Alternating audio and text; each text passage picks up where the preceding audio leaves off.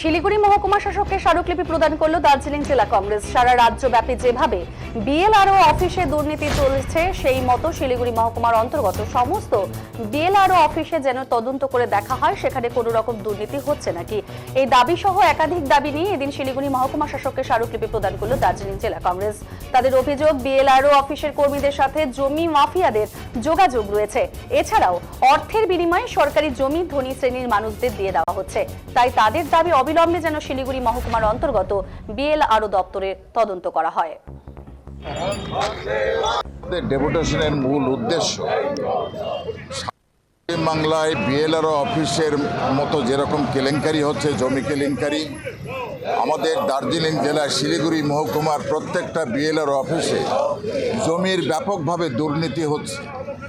BLRO অফিসের এক শ্রেণীর অফিসারদের মাধ্যমে রাতারাতি জমির চরিত্র বদল করা হচ্ছে, সরকারি জমি দখল করা হচ্ছে, আদিবাসীদের জমি দখল করে বিক্রি করা হচ্ছে।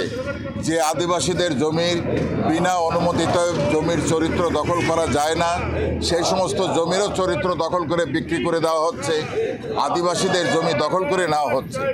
পাশাপাশি সরকারি জমিতে, খাস জমিতে যেভাবে ভূমিহীনদের পাট্টা দেওয়ার কথা, ভূমিহীনদের পাট্টা বেশিরভাগ দেওয়া হচ্ছে না, সেই পাট্টাটা পয়সার বিনিময়ে ধনিক শ্রেণীর কাছে যাচ্ছে। আমরা অবিলম্বে এর বিহিত চাইছি।